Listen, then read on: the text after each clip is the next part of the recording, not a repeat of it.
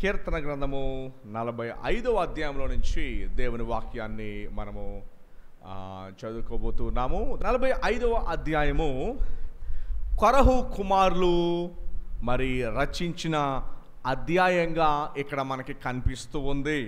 ఎవరు రచించారు ఈ యొక్క అధ్యాయాన్ని? కొరహు కుమారులు ఈ యొక్క అధ్యాయాన్ని వారు రచించారు. ఈ అధ్యాయంలో 17 వచనాలు ఉన్నాయి. ఈ యొక్క కొరహు కుమారులు రచించిన ఈ అధ్యాయంలో ఈ యొక్క అధ్యాయం దేని గురించి రాయబడిందంటే ఒక వివాహం గురించి రాయబడి ఉంది. దేని గురించి అండి? వివాహం గురించి.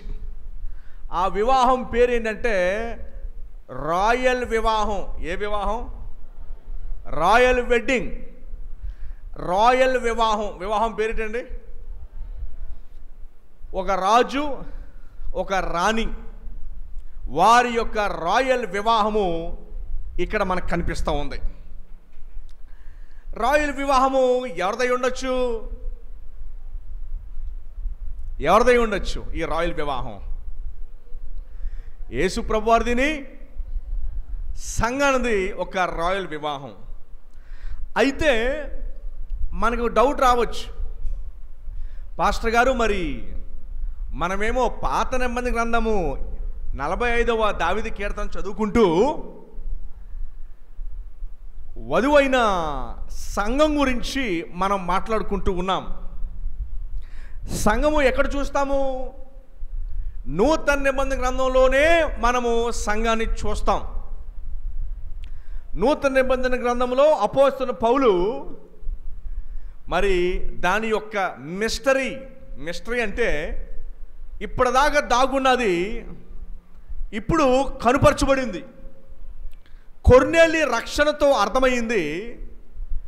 రక్షణ కేవలము యూదులకే కాదు, రక్షణ అన్యులకి, యావత్తు ప్రపంచానికి అని అర్థమైంది. అది ఎక్కడ తెలిసింది? నూతన నిబంధన గ్రంథంలోనే తెలిసింది. అయితే ఈ యొక్క 45వ అధ్యాయము మొట్టమొదటిసారిగా త్రిత్వాన్ని, సంఘాన్ని కూడా మనకు కనుపరిచినట్టుగా, ఇంట్రడ్యూస్ చేసినట్టుగా మనం ఈ యొక్క అధ్యాయంలో మనం చూస్తాం. వాస్తవానికి కీర్తన గ్రంథం అనగానే మనకి జ్ఞాపకం వచ్చేది ఎవరు అంటే దావీదు జ్ఞాపకం వస్తారు. ఈ 150 అధ్యాయాల్లో మనకి ఎవరు జ్ఞాపకం వస్తారంటే దావీదు రచించిన కీర్తనలు ఎక్కువగా ఉన్నాయి కనుక మనకి జ్ఞాపకం వచ్చేది ఎవరు అంటే ఇదిగో ఈ యొక్క దావీదు గారే మనకి జ్ఞాపకం వస్తారు. కానీ ఈ యొక్క కీర్తనను మనం చదివిన తర్వాత బహుశా దావీదు గారికి దేవుని మీద ఉన్న తృష్ణ కన్నా కొరహు కుమారులకి దేవుని మీదను ఆయన సన్నిధి మీద ఉన్న తృష్ణ ఎక్కువగా మనకు కనపడుతుంది. అయితే ఈ 42వ దావీదు కీర్తన మొదటి వచనం మనం చదివినప్పుడు దుప్పి నీటి వాగుల కొరకు ఆశపడుతున్నట్టు, దేవా నా ప్రాణము నీ కొరకు ఆశపడుచున్నది, నీ సన్నిధిని నేను ఎప్పుడు కనబడదనని చెప్పి తృష్ణ గురించి చూడదని చెప్పి కొరహు కుమారులు రాశారు. అది దావీదు కాదు ఆ మాట రాసింది. అలానే 44వ అధ్యాయంలో కూడా కొరహు కుమారులు దేవుడు ఇశ్రాయేలు జీవితంలో చేసిన కార్యాన్ని, వేల సంవత్సరాలుగా చేసిన కార్యాన్ని జ్ఞాపకం చేసుకుంటూ వచ్చారు. దేవా మీకు నమ్మకంగా మేము జీవించామని దేవునికి చెప్పుకుంటూ వచ్చారు. ఈ యొక్క కీర్తన ద్వారా మనకి ఏమర్థమవుతుంది అంటే కొరహు కుమారులు దాదాపు 50 అధ్యాయాల వరకు రాస్తారు. ఏది 42 నుంచి 50 దాకా. మరలా 51వ కీర్తన దావీదు గారు రాశారు. అయితే ఈ కొరహు కుమారులు రచించే ఈ యొక్క 8 కీర్తనలు ఎలా ఉంటాయంటే ఏదో ఒక కొండ ఎక్కుతున్నట్టు ఉంటుంది. కొండ ఎలా ఎక్కుతాం? కింద నుంచి పైకి ఎక్కుతాం. కొరహు కుమారుల యొక్క కీర్తన ఎలా ఉంటుంది అంటే కింద నుంచి పైకి వెళ్తున్నట్టుగా, అనగా దేవునితో వారికి ఉన్న సంబంధాన్ని మెట్టు మెట్టు మెట్టు మెట్టు పైకి ఎక్కుతూ ఇంకా బెస్ట్లోనికి, లేకపోతే ఇంకా దేవునికి దగ్గర చేరువలోనికి వచ్చినట్టుగా కొరహు యొక్క కుమారులు రాసిన కీర్తనలు మనకు కనబడుతూ ఉంటాయి. కింద నుంచి పైకి మెట్లెక్కుతూ పైకి ఎలాగైతే వెళ్తామో ఆ రీతిగా కొరహు కుమారులు రచించిన కీర్తనలో వారికి దేవునికి ఉన్న సంబంధము ఇంకా బెటర్గా మనకు కనిపిస్తూ ఉంటుంది. అందుకని ఈ యొక్క 45వ అధ్యాయంలో మనం ఏం చూస్తాము అంటే ఈ కొరహు కుమారుని 17 వచనాలు ఏం రాస్తారో ఒకసారి చూద్దాము. మొదటి వచనం నుంచి మనం చదువుకుందాం. 45వ అధ్యాయము మొదటి వచనాన్ని దయచేసి గమనించండి. ఒక దివ్యమైన సంగతితో నా హృదయము బహుగా ఒప్పొంగుచున్నది. ఏమంటున్నారండి? ఒక దివ్యమైన అంటే ఒక గొప్ప విషయం గురించి నా హృదయము ఉప్పొంగుచు ఉన్నది అనగా ఇక్కడ ప్రేమను గూర్చిన గీతము. ఈ గీతం ఏ గీతం అంటండి? ప్రేమను గూర్చిన గీతము. యేసు ప్రభు ఆయన సంఘాన్ని గూర్చిన గీతం. కొరహు కుమారులు అంటున్నారు ఈ విషయాన్ని తెలియజెప్పాలని ఒక దివ్యమైన సంగతితో నా హృదయము బహుగా ఉప్పొంగుచున్నది. నేను రాజును గూర్చి రచించిన దానిని పలికెదను.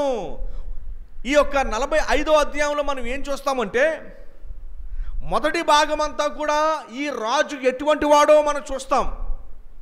ఈరోజు మనము ఆరాధించి స్తుతించబోయి దేవుని రాజ్యంలో అనే మాటలు మనం పలుకుతున్నాము అంటే అసలు ఈ రాజు ఎవరో మనం చూడబోతూ ఉన్నాము. ఈ రాజు ఎవరో మనం చూసిన తర్వాత ఈ రాజు యొక్క రాణి అనగా ఆ రాజు యొక్క రాణి క్వీన్ ఎవరో అది కూడా మనం చూడబోతూ ఉన్నాం. అయితే కొరహు కుమారులు అంటున్నారు ఒక దివ్యమైన సంగతితో నా హృదయం బహుగా ఉప్పొంగుచున్నది. ఒక దివ్యమైన గొప్ప మహోత్తరమైన, హెబ్రీయులకు రాసిన పత్రికలో ఒక మాట ఉంటుంది, వివాహము అన్ని విషయాల్లో ఘనమైనదని. అయితే ఇక్కడ ఏమన్నాడంటే ఒక దివ్యమైన సంగతి నేను చెప్పాలని నా హృదయము ఉరుకులు పెడుతూ ఉంది, పరుగులు పెడుతూ ఉంది. ఒక దివ్యమైన విషయం నేను చెప్పాలి. ఎందుకంటే ఇప్పటిదాకా పాత నిబంధన గ్రంథంలో ఇంత స్పష్టంగా సంఘము గురించి ఎక్కడ కూడా రాయబడలేదు. సంఘము నూతన నిబంధనలోనే సంఘం గురించి రాయబడి ఉంది కానీ ఎక్కడ కూడా రాయబడలా. ఇక్కడ కొరహు కుమారులు ఏమంటున్నారంటే ఒక దివ్యమైన సంగతితో నా హృదయం బహుగా ఉప్పొంగుచున్నది. ఏంటి ఆ దివ్యమైన సంగతి? ప్రేమను గురించిన గీతము, వివాహం గురించింది. నేను రాజును గురించి రచించిన దానిని పలికెదను. నా నాలుక త్వరగా రాయునని కలము వలె నున్నది. నా నాలుక ఎలా ఉందంట? ఒక పెన్ లాగే ఉంది నా నాలుక. ఆయన గురించి చెప్పాలని దేవుడు ఆయనకిచ్చిన ఇన్స్పిరేషను, ఆయనకిచ్చిన ప్రోద్బలము, ఆయనకిచ్చిన ప్రోత్సాహం ఏంటంటే నేను రాజు గురించి చెప్పాలి. రెండో వచనం ఏమన్నా చూడండి, నరుల కంటే నీవు అతి సుందరుడవై ఉన్నావు. ఆ రాజు ఎలా ఉన్నాడంట? ఇక్కడ ఈ రాజు సొలొమోను గురించో దావీదు గురించో సౌలు గురించో మాట్లాడలా. ఈ రాజు ఎవరంట?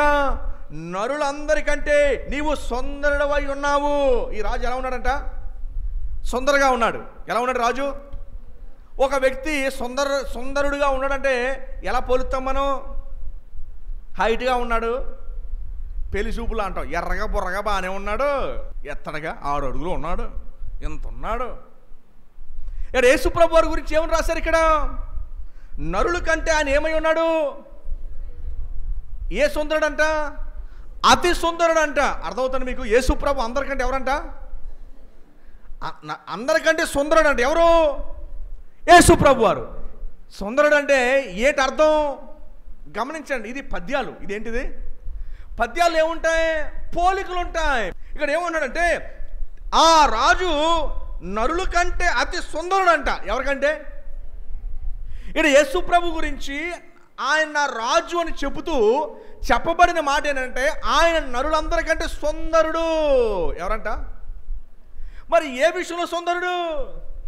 ఈ మధ్యన ఒక కొత్త బాధ వచ్చిందంటే టీవీల్లో, హైదరాబాద్లో మరీ ఎక్కువగా, నీ తండ్రి రాజు గనక నువ్వు కూడా రాజు కుమారులుగా బతకాలి. మీరు ఎలాగంట? నీ తండ్రి ఎవరో రాజు గనక మీరు ఎలా బతకాలంటే ప్రిన్సెస్లా బతకాలి. అంటే వాళ్ళ దృష్టిలో రాజు అనగానే ఏముందంటే ఈ సినిమాలో చూపిస్తారు చూసారా, బంగారు కిరీటం, ఏమండి నడానికి లేకపోతే మెడలో చేతులకి ఆటలకి ఏం పెట్టుకుంటారు? ఇంత బంగారం పెట్టుకుని రాజులు వస్తారు, ఇలా వస్తారు. సో వాళ్ళ దృష్టిలో ఏంటంటే రాజు అంటే ఇలాగ ఉంటాడు, రాజకుమారుడు ఎలాగ ఉండాలి, అలాగే రిచ్గా ఉండాలి. ఏమండి, ఎలాగ ఉండాలి, రిచ్గా ఉండాలి. ఎందుకంటే ఆయన ఎవరు, మీ తండ్రి ఎవరు, రాజు. ఆయన పిల్లలు మీరు ఎలా ఉండాలి, రాజు పిల్లలు ఏమవుతారు, రాజకుమారులు కదా, మీరు కూడా రాజకుమారులాగా ఉండాలి అని కొంతమంది తయారయ్యారు. అమెరికాలో ఒక ఆయన ఇంకో మాట ఏమన్నాడంటే, ఆయన మీ రాజు దేవుడు కనుక మీరు లిటిల్ దేవుళ్ళు అన్నాడు ఆయన. గమనించండి. ఇప్పుడు మన రాజు ఉన్నాడే, ఈయన ఎవరంట, అతి సుందరుడు అంట. ఎవరైనా బాగానండి, అతి సుందరుడు ఎందుకన్నారు తెలిసి, ఈయన్ని పాటలు కూడా రాశారు. అందరిలో అతి సుందరుడు, 10,000లో అతి సుందరుడు అని పాటలు కూడా రాశారు. ఈయన సుందరుడు అంటే అర్థం ఏంటి, సూదు ముక్క, మంచి కళ్ళు, లేకపోతే ఎత్తటి మనిషి, చక్కగా హ్యాండ్సమ్ అని అర్థం కాదు అతి సుందరుడు అంటే. వింటున్నారా, అతి సుందరుడు అంటే అది కాదు అర్థం. ఆయన యొక్క క్యారెక్టరు, ఆయన ఏమై ఉన్నాడు, అసలు ఆయన ఎవరో, ఆయన ఆలోచనలు, ఆయన చేసే పని, ఆయన ఎటువంటి వాడు, బయటిది కాదు. అతి సుందరుడు అంటే కనిపించేది కాదు. వాస్తవానికి యేసు ప్రభు వారి గురించి యెషయా 53లో ఏముందంటే, మనుషుల వలన చూడనొల్లని వానిగాను, అంటే మనుషులు చూడలేనంతగా, మనుషులు అపేక్ష అంటే మనుషులు కోరుకునేటట్టుగా ఆయన సుందరుడుగా లేడు. ఎక్కడుంది ఇది, యెషయా 53 అధ్యాయంలో ఏముంటుందంటే, యేసు ప్రభు వారిని మనం చూసినప్పుడు ఆయన్ని మనం కోరుకునేటట్టుగా, ఆయనలో ఏమి హ్యాండ్సమ్ సుందరత్వం బాహ్యంగా కనపడదు. ఆయన అతి సుందరుడు అంటే అర్థం ఏంటంటే, 4వ వచనం ఫస్ట్ లైన్ చదవండి. అతి సుందరుడిని అర్థం ఇస్తున్నాడు ఇక్కడ. సత్యము వినయముతో కూడిన నీతిని స్థాపించుటకు ఆయనని ప్రభావం ధరించుకొని వాహనమెక్కి బయలుదేరుము. ఇక్కడ ఏమన్నారంటే, యేసు ప్రభు అందరిలో అతి సుందరుడు అంటే అర్థం ఏంటంటే, ప్రపంచంలో ఏ రాజు లేని యొక్క సౌందర్యం ఈయనలో ఉంది అంటే అర్థం ఏంటంటే, ప్రపంచంలో ఏ రాజుకి కూడా సత్యం మాట్లాడో. ఏం మాట్లాడతారు ప్రపంచంలో రాజులు, అబద్ధాలే మాట్లాడతారు. ఇంకేమంటారు, అబద్ధాలు ఆడకపోతే మేము రాజకీయం చేయలేమంటారు. వారు అబద్ధాలు మాట్లాడతారు. మన దేశంలోనే కాదు, ప్రపంచ దేశాల్లో కూడా రాజులు ఏం మాట్లాడతారంటే, ప్రజలకి నిజాలు చెప్పరు, అబద్ధాలే చెబుతారు. కానీ రాజు సుందరుడు. ఎందుకు అంటే ఆయనకు ఉన్న క్యారెక్టర్ ఎటువంటిదంటే, ఆయన సత్యము. యేసుప్రభు వారు ఏం చెప్పారు, నేనే మార్గమును, నేనే జీవమును, నేనే సత్యమునై ఉన్నాను. సో యేసుప్రభు వారు 10,000లో సుందరుడై ఉన్నాడని అర్థం ఏంటంటే, ఆయన క్యారెక్టర్ ఎటువంటిదంటే ఆయన సత్యాన్ని మాత్రమే పలికేవాడు, అందుకని ఆయన సుందరుడు. ఓకేనండి. రెండో లక్షణం ఏంటంట, వినయము. రెండో లక్షణం ఏంటి, అసలు రాజులకి ఉన్నది ఏంటి, వినయం. ఏమండి, ఈరోజు మాట్లాడుతూ ఉన్నారు, అబ్బా ఆయనకున్న రాజసం ఎవరికి ఉండదండి, రాజుకు ఉన్న రాజసం. కానీ యేసు ప్రభు రాజసంతో రాలా, ఆయన ఫోర్స్తో రాలేదు. ఆయన ఎలా వచ్చారు అంటే, ఆయన వినయంతో వచ్చాడు. చూసారా, అందరి రాజుల కంటే, నరులందరికంటే అతి సుందరుడు. మూడోది ఏంటంటే, ఆయన రాజ్యము నీతితో కూడి ఉంది. ఆయన దేంతో, ఆయన ఎలా సుందరుడు, మొదటిదేమో ఆయన సత్యము కలిగిన వాడు, అది ఆయనకు అందాన్ని ఇస్తుంది. 2 వినయం అందాన్ని ఇస్తుంది. 3 నీతి ఆయనకి అందాన్ని ఇస్తుంది. ఈ 3 కలిగి ఆయన సుందరుడై ఉన్నాడు. ఈ మాట కరెక్టే. ఏ మాట, నీ యొక్క తండ్రి రాజు గనుక నీవు కూడా ఎలాగ ఉండాలి, రాజకుమారులుగా కుమార్తెలుగా ఉండాలి. నీ తండ్రి రాజు కనుక మీరు ఎలా ఉండాలి, ఎలా ఉండాలమ్మా, చెప్పింది అర్థమవుతుందమ్మా మీకు? నీ తండ్రి ఎవరు, రాజు. మీరెవరు, ఆయన కుమారులు. ఆయన కుమారులు ఎలాగ ఉండాలి, రాజకుమారులుగా రాజకుమార్తెలుగా. ఆయన రాజ్యం దేంతో కట్టబడింది? సత్యముతోనూ వినయముతోనూ నీతితోనూ ఆయన రాజ్యము స్థాపించబడింది కనుక మన రాజుకున్న లక్షణాలు ఏంటి? మన రాజు సుందరుడు, ఆయన క్యారెక్టర్ సుందరమైంది. ఏంటి ఆ క్యారెక్టరు? ఆయన క్యారెక్టర్ సత్యం అంట, ఆయన క్యారెక్టర్ వినయం అంట, ఆయన క్యారెక్టర్ నీతి అంట. సో ఆయన బిడ్డలుగా మనం ఏం ధరించుకోవాలి? సత్యము, వినయము, నీతిని మనము ధరించుకోవాలి. ఎందుకంటే మన రాజు సుందరుడు. ఏటితో సుందరుడు? ఇదిగో ఈ మూడిటితో ఆయన సుందరుడై ఉన్నాడు. ఈ మూడిటిని ఆయన ధరించి ఉన్నాడు. సో విశ్వాసులుగా మనం ఈ మూడిటిని ధరించి ఉండాలి. సత్యాన్ని, వినయాన్ని, తర్వాత మూడోది నీతిని మనం ధరించి ఉండాలి. వారు చెప్పిన మాట కరెక్టే. ఏ మాట? ఆయన మీ రాజు, మీరు ఎట్లా ఉండాలి? రాజకుమార్తెలుగాను రాజకుమారులుగాను మీరు ఉండాలి. వారు చెప్పిన మాట కరెక్టే.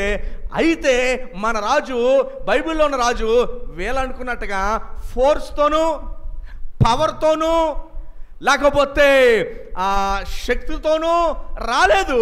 ఈ రాజు ఎలాగొచ్చారు? వినయముతోనూ సత్యముతోనూ నీతితోనూ ఆయన సుందరుడై ఉన్నాడు. ఆయన సుందరుడై ఉన్నాడు దేని బట్టి చెప్తాము అంటే, ఇదిగో ఈ మూడింటిని ఆయన కలిగి ఉన్నాడు. అంతే తప్ప బాహ్యమైన సౌందర్యం లేదు ఆయనకి. ఎందుకంటే యెషయా 53లో యెషయా ప్రవక్త ఏమంటున్నాడు అంటే, అసలు మనుషులు కోరదగిన వాడుగా ఆయన లేడు. అర్థమైందండి? సో 10,000లో అతి సుందరుడు అనే మాట సొలొమోను కంటే సుందరుడు, మిగతా వారి కంటే సుందరుడు అనే మాటకు అర్థం ఏంటంటే ఆయన క్యారెక్టరే ఆయనకు అందాన్ని తీసుకొచ్చింది. అలానే ఆయన కుమారులుగా ఈ మూడిటిని కూడా మనం కలిగి ఉన్నప్పుడు మనము కూడా ఆయన బిడ్డలుగా, ఆయన రాజుకి తగ్గట్టుగా, దేవుడికి తగ్గట్టుగా దేవుని బిడ్డలుగా మనం ఉంటాము. అర్థమైందండి? చూడండి తర్వాత ఏముందో. ఈయన ఈ క్యారెక్టర్ మాత్రమే కలిగి ఉండలేదు. తర్వాత ఏం కలిగి ఉన్నాడు? 2వ లైన్లో, నీ పెదవుల మీద దయారసము పోయబడి ఉన్నది. ఆయన పెదవుల మీద ఏం పోయబడి ఉందంటే అండి? దయారసము పోయబడి ఉన్నది.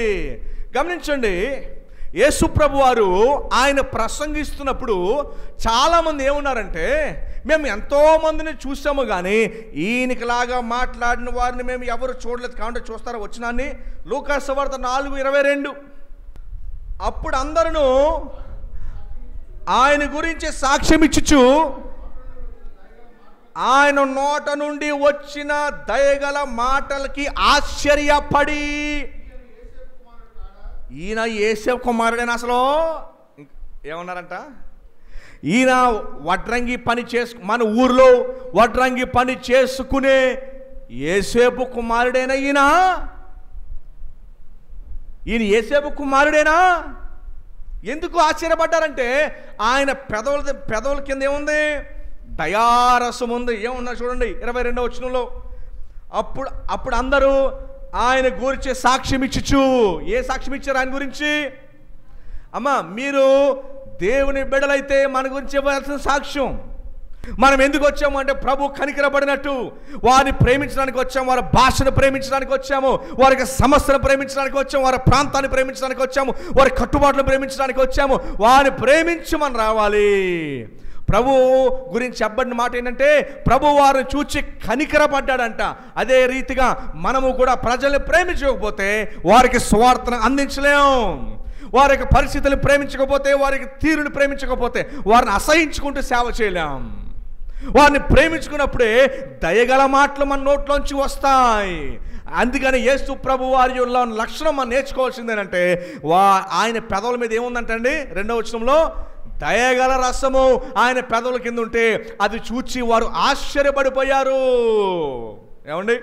అందుకనే దేవుడు మిషనరీ జీవితాల్లో ఏం చేశారంటే, వారి యొక్క క్షమాపణ చూసి గ్రాహం స్టైన్స్ వారి ఇద్దరు బిడ్డలను మరి జీప్లో పెట్టి కాల్చివేసినప్పుడు భార్య గ్లాడిస్ వచ్చి చెప్పింది మాట ఏంటంటే, నేను వారి నలుగురిని కూడా క్షమిస్తున్నాను.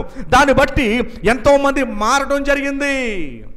అందుకని దేవుని రాజ్యము ఆయన దేంతో కట్టుకుంటున్నాడు? ఆయన రాజ్యాన్ని దేంతో కట్టుకున్నాడంటే దయతో, నీతితో, సత్యముతో ఆయన రాజ్యాన్ని కట్టుకుంటున్నాడు. మన దేవుడు సుందరుడు, మన రాజు సుందరుడు. దేనితో సుందరుడు అంటే ఆయన యొక్క క్యారెక్టర్ని బట్టి ఆయన సుందరుడు. మనం ఎలా సుందరులు అవుతాం?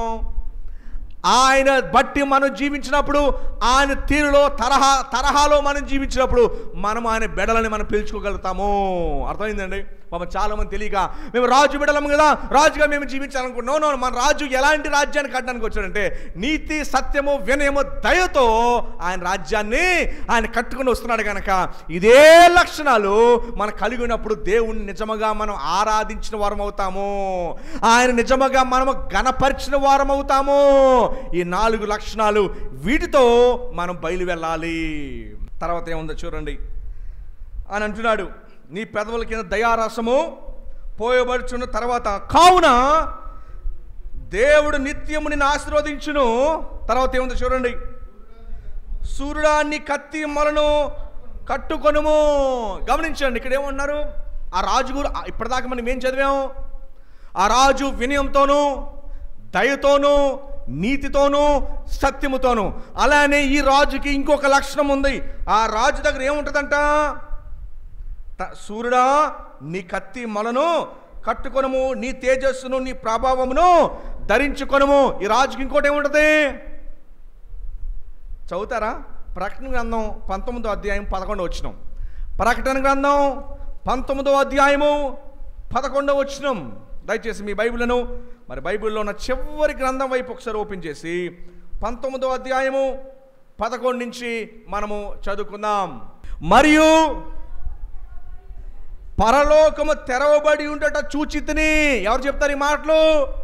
యోహాను గారు చెప్తున్నారు. యేసు ప్రభు శిష్యుడైన యోహాను చెబుతూ ఏమంటున్నారు అంటే, మరియు పరలోకము తెరవబడి ఉండట చూచితిని, అప్పుడు ఇదిగో తెల్లని గుర్రం ఒకటి కనబడెను, దాని మీద కూర్చుండి ఉన్నవాడు నమ్మకమైన వాడును సత్యవంతుడును అను నామము గలవాడు.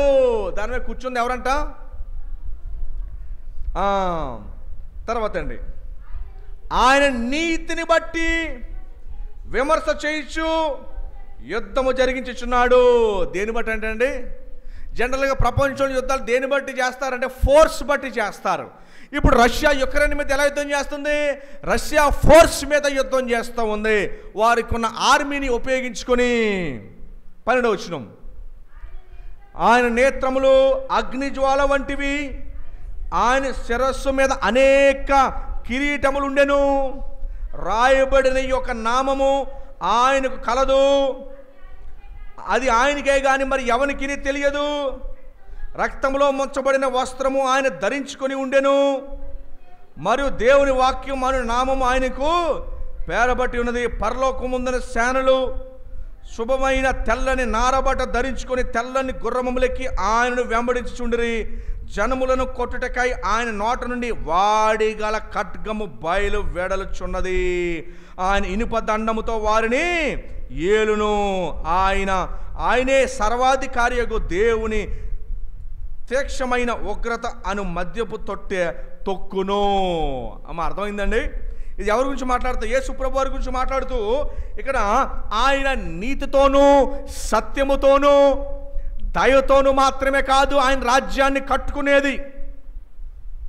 ఆయన రాజ్యాన్ని ఎలా కట్టుకోబోతున్నారు అంటే, ఆయన వాటితో పాటు ఆయన కత్తిని కూడా ఆయన కలిగి ఉన్నాడు. ఇక్కడ 5వ వచనం చూడండి. 5వ వచనం ఏముందంటే, నీ బాణములు వాడిగలవి, ప్రజలు నీ చేత కూలుదురు. చూడండి, 5వ వచనం ఏముంది? నీ బాణములు వాడిగలవి, ప్రజలు నీ చేత కూలుదురు.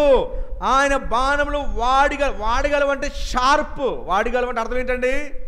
షార్ప్. ఆయన బాణములు వాడగలవు. ఏ బాణాల గురించి మాట్లాడుతున్నాడు మీకు గుర్తుందా? పెంతెకొస్తు దినమున పేతురు గారు నిలబడి ఆనాడు 5,000 మంది రక్షణ పొందారు. పెంతెకొస్తు దినమున పేతురు గారు యేసు ప్రభుని గురించిన సువార్తను ప్రకటిస్తున్నప్పుడు వారందరూ విని ఏమన్నారంటే, అయితే ఇప్పుడు మమ్మల్ని ఏం చేయమంటావు అంటే పేతురు అన్నాడు, మీరు వెంటనే నమ్మి మారుమనసు పొంది పశ్చాత్తాపడి బాప్తిజం తీసుకోండి అని చెప్పి పేతురు గారు వారికి చెప్పడం జరిగింది. దానికి ముందు పేతురు గారు సువార్త ప్రకటించగానే ఏమని రాయబడి ఉందంటే, వారి హృదయములు కొయ్యబడ్డాయి. ఇంగ్లీష్లో ఏమని రాయబడి ఉందంటే, దేర్ హార్ట్స్ కట్ చేయబడ్డాయి. వారి హృదయాలు ఏం చేయబడ్డాయంటండి? ఇక్కడ పేతురు గారు ప్రకటించిన సువార్త ఏం చేసిందంటే వారి హృదయాల్ని ఇలా మజ్జిగ చీల్చేసింది. పేతురు గారు వాక్యం చెప్తుంటే అంట వారి హృదయములు ఇలా కొయ్యబడ్డాయి. ఇంగ్లీష్లో ఏమని రాయబడి ఉంటుందంటే దేర్ హార్ట్స్ వర్ సియర్డ్ అని ఉంటుంది. SEARED. సియర్డ్ అంటే మజ్జికి ఇలా నరకబడ్డాయి అని రాయబడి ఉంది. ఇక్కడ పేతురు గారు వాక్యం చెప్తుండగా ఈ యొక్క సువార్త బాణాలు ఏం చేసింది అంటే వారి యొక్క వినేవారి హృదయాన్ని ఇలా మజ్జికి కట్ చేసుకుంటూ వెళ్ళిపోయింది. అందుకే అంటున్నాడు, నీ సువార్త బాణములు వాడిగలవి, ప్రజలు నీ చేత కూలుదురు. ఈ సువార్త ప్రకటిస్తున్నప్పుడు వారి హృదయాలు కట్ చేయబడి మారు మనసు పొందారు. ఇంకొక సందర్భంలో ఏం జరిగిందంటే స్టెఫెను గారు ఎలా చనిపోయారు? రాళ్లతో కొట్టిబడి ఆయన చంపబడ్డారు. స్టెఫెను రాళ్లతో కొట్టి చంపబడడానికి ముందు ఏం జరిగిందంటే స్టెఫెను గారు, ఇదిగో ఈ యేసు ప్రభు మన మెస్సయ్య, ఈయన్ని సిలువ వేసింది మనమే, మీరే అని చెబుతున్నప్పుడు వారందరికీ కూడా ఎలాంత కోపం వచ్చిందంటే రాళ్లతో కొట్టి చంపడానికి గల కారణం ఏంటంటే వారు సువార్త ఇలా ప్రకటిస్తుండగా స్టెఫెను వారి బట్టలు చించేసుకున్నారంట. వాళ్ళు ఇది మేము వినలేకపోతున్నాం అని చెప్పి ఇంకా ఆపు, చాలు, నువ్వే మాకు ఇంకేం చెప్పకో అని చెప్పి వారి యొక్క బట్టలు వారు చించేసుకుని స్టెఫెన్ని రాళ్లతో కొట్టి చంపబడ్డానికి ఆజ్ఞాపించారు.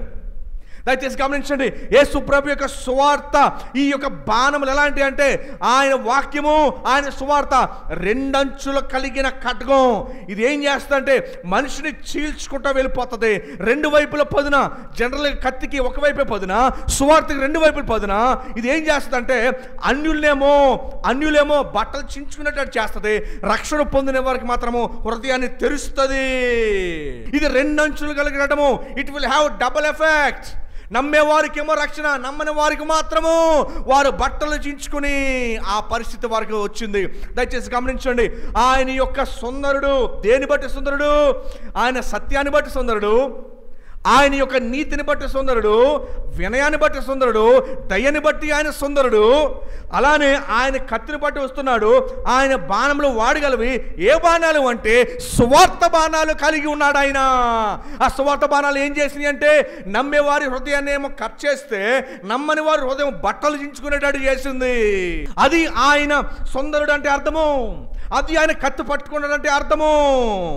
చూడండి, ఆలోచన ఏముందో, నీ బాణములు రాజు శత్రువుల గుండెల్లో చొచ్చును. ఏమండి? అందుకని ఆనాడు వారు బట్టలు చించుకొని ఉన్నారు. వారు బట్టలు చించుకున్న తర్వాత ఏముంది చూడండి, 6వ వచనం 2వ లైన్లో, నీ దండము న్యాయార్థమైన దండము.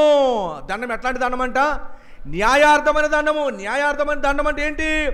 ఆయన రాజ్యాన్ని దేంతో కట్టుకుంటున్నాడు? ఆయన రాజ్యం దేంతో కడతాడండి? నీతితోనూ, సత్యముతోనూ, వినయముతోనూ, దయతోనూ ఆయన కట్టుకుంటున్నాడు. మన రాజు ఆయన రాజ్యాన్ని అలా కట్టుతుంటే ఆయన బిడ్డలముగా ఆయన రాజ్యంలో ఉంటే వ్యక్తులముగా మనం ఎలా కట్టాలి? దేంతో కట్టాలి? మనం కూడా దీంతోనే, వినయంతోను, సత్యముతోను, దయతోను, సాత్వికంతోను, సత్యముతోను మనం ఆయన రాజ్యాన్ని కట్టాలి. తర్వాత ఏముంది చూడండి, నీవు నీతిని ప్రేమించి భక్తిహీనను ద్వేషించుచున్నావు. నీతిని ప్రేమించి భక్తిహీనతను ద్వేషించుచు, ఎందుకంటే ఆయన క్యారెక్టర్ కాబట్టి అది. తర్వాత చూడండి, ఇక్కడ 7వ వచనంలో మనం ఏం చూస్తాం తెలుసండి? త్రిత్వాన్ని చూస్తాం. తండ్రి అయిన దేవుడు కుమారుడు గురించి మాట్లాడుతున్న మాటల్ని మనం చూస్తూ ఉన్నాం. తండ్రి అయిన దేవుడు కుమారుడు గురించి మాట్లాడుతూ పరిశుద్ధాత్మ దేవుడు ఆయన కార్యాన్ని జరిగించున్నట్టుగా త్రిత్వాన్ని ఆది కాండంలో నుంచి మనం చూస్తాము. ఈ యొక్క వచనంలో స్పష్టంగా చూస్తాము. త్రిత్వం అంటే అర్థం ఏంటంటే తండ్రి, కుమార, పరిశుద్ధాత్మ దేవుడు ఒకే దేవుడు 3 విధాలుగా మనకు కనిపిస్తూ ఉన్నాడు. తండ్రి చెప్తున్నాడు, కుమారుడు గురించి మాట్లాడుతూ ఉన్నాడు. తండ్రి ఎవరి గురించి మాట్లాడుతున్నాడు? కుమారుడు గురించి మాట్లాడుతున్నాడు. పరిశుద్ధాత్మ దేవుడు ఆయన కార్యాన్ని జరిగించుకుంటూ ఉన్నాడు. చూడండి ఏమంటున్నాడు ఇక్కడ 7వ వచనంలో, కావున దేవుడు నీ దేవుడే చెలికాండ్రి కంటే, అంటే అర్థం ఏంటంటే చెలికాండ్రి అంటే మిగతా రాజుల కంటే హెచ్చుగానున్నట్లు నిన్ను ఆనంద తైలముతో అభిషేకించుచున్నాడు. ఒకసారి మీ బైబిళ్లను హెబ్రీయులకు రాసిన పత్రిక 1వ అధ్యాయం వరకు ఓపెన్ చేయండి. ఒకసారి హెబ్రీయులకు రాసిన పత్రిక 1వ అధ్యాయము 5వ వచనం చూడండి ఒకసారి. ఏలనగా నీవు నా కుమారుడవు, తండ్రి మాట్లాడుతూ, ఎవరు మాట్లాడుతూ నీవు నా కుమారుడవు, నేడు నిన్ను కని ఉన్నాననియు, ఇదియుగాక నేను ఆయనకి తండ్రి ఉన్నాననియు, ఆయన కుమారుడై ఉన్నాననియు ఆ దూతలతో, ఏ దూతలతో అయినా సరే ఎప్పుడైనా ఎవరితోనైనా చెప్పారా? ఏమండి, చెప్పలేదు కదా. అయితే చూడండి 8వ వచనంలో ఏమని పిలుస్తున్నాడు?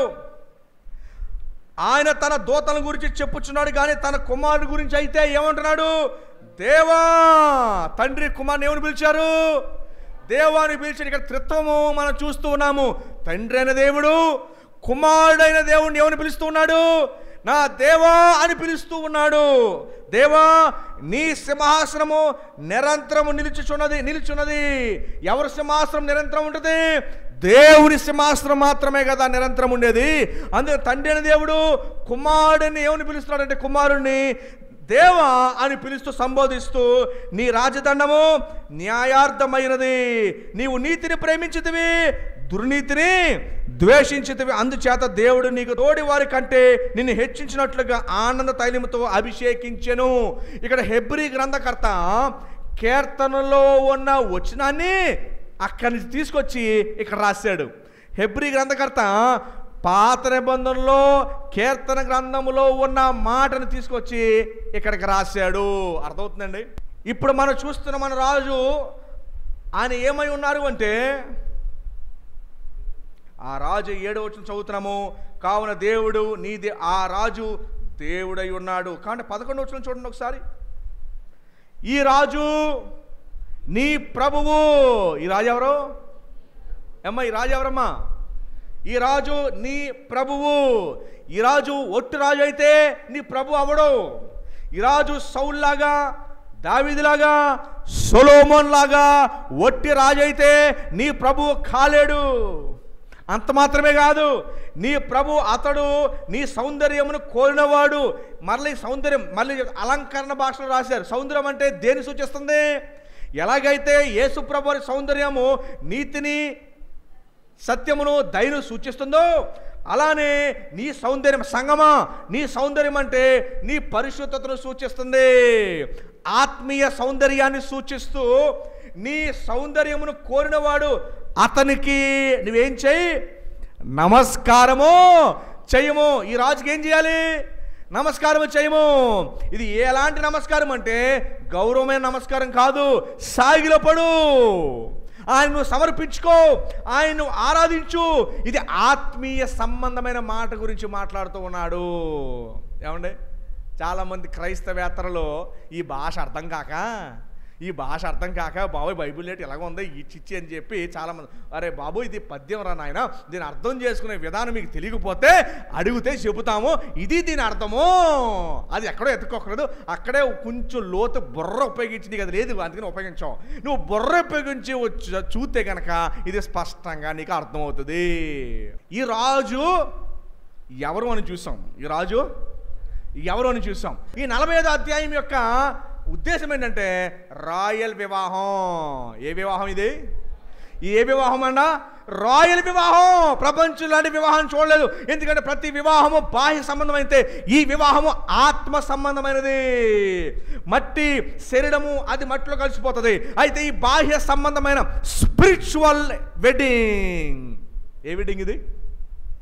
అందుకనే మన పెళ్ళిళ్ళు, క్రైస్తవ పెళ్ళిళ్ళు జరిగేటప్పుడు ఏం చెప్తారంటే, అమ్మా ఈ వివాహము, ఈ భౌతిక వివాహము అసలైన వివాహాన్ని గుర్తుకు తీసుకురావాలి. ఓయ్ భర్త